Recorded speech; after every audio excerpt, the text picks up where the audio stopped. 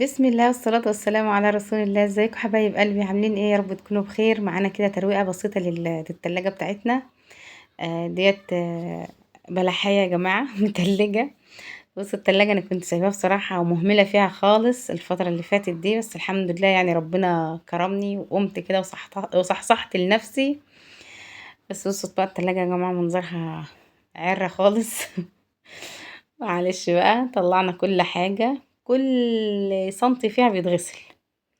ماشي، شيلي بقى كل حاجة. الأدوية دي كلها الحمد لله يعني أغلبيتها هتشال أصلا، هترمى.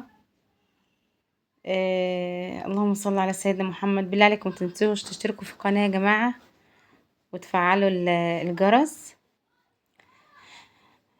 كل حاجة اتغسلت، خدتها بقى معايا كده ايه الحمام، مرشت كل حاجة. اللهم صل على سيدنا محمد. يعني سبتها تتصفى خالص خالص خالص، ورحت بقى على التلاجة هناك. ايوه غسلتها. بصوا بحاولوا ان انتوا متغسلوهاش يا جماعه بالله عليكم بالسلكه. انا يعني بصراحه كنت بتغابى اوقات كده واغسلها بالسلكه، بس كانت بتتدمر مني، والسلك كان بيسيب حتت بقايا منه يعني. بس طب وليه يعني اشتريت الليفه ديت لغسيل التلاجة.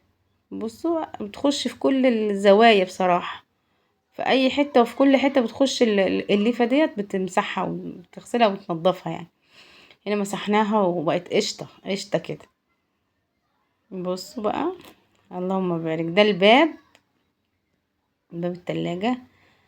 برضو كل حاجة كنت بصراحة بعملها بالسلك، فبلاش السلك تتعاملوا بيه في التلاجة والحاجات دي. الحاجات دي حساسة خالص يا جماعة والله. بس واحدة واحدة كده ايه تتغسل. عندي كلمتين كده يا جماعة عايزين نتكلم فيهم. بصوا نصيحة مني، يعني نصيحة من اخت ليكو.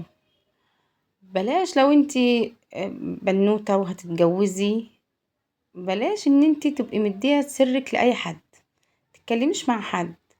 خليكي دايما انتي يعني ايه، امك اختك بس، امك او اختك.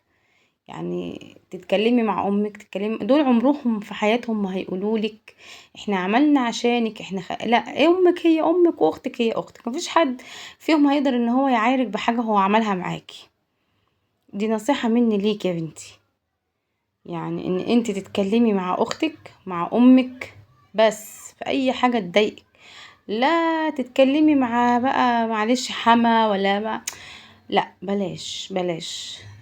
وبالذات اسرارك بينك انت وزوجك مثلا، حاجة ماشية بيتك ازاي، بلاش حد يعرف عنك اي حاجة التفاصيل دي. والله يعني ايه، هي خبرة مواقف حصلت معايا، فبنقلها ليك وبس لأي بنوتة لسه هتتجوز جديد او متجوزة جديد. فانت يا بنتي يعني ايه، الكلام يبقى مثلا بحدود والله بجد. لان محدش معلش في الكلمة هيقف معاكي يوم ما يحصل معاكي اي دروب. بس فانتي ربنا يسترها معاكوا يا حبايبي. ودايما خلي بيتك يعني ايه مملكتك، يبقى مفيش اي حد يعرف عنك اي حاجة الا القليل يعني. بس وربنا يهدينا الحال جميعا يا رب، يصلح لنا الحال. بصوا اتغبيت وبغسلها من بره بس. فاللهم صل على سيدنا محمد كده ايه، كلمتين دول لاخواتي البنات اللي لسه هيتجوزوا واللي متجوزين جديد. بس دي نصيحة والله مش اكتر يعني. ربنا يهدينا الحال جميعا يا رب، يصلح لنا الحال جميعا. وادي الحمد لله التلاجة اتغسلت واتلمعت وبقت زي الفل اهي. رميت في ادوية، رميتها ما كنتش محتاجاها اترمت خلاص. في حاجات ما ملهاش لازمة كتير يعني فرميناها بس. ورصينا الخضار بتاعنا اهو والجبنة بتاعتنا وكل حاجة اترصت الحمد لله. وادي اللبن. فربنا يصلح لنا الحال جميعا. ما تنسوش يا جماعة بالله عليكم تصلوا على النبي كتير. السلام عليكم ورحمة الله وبركاته.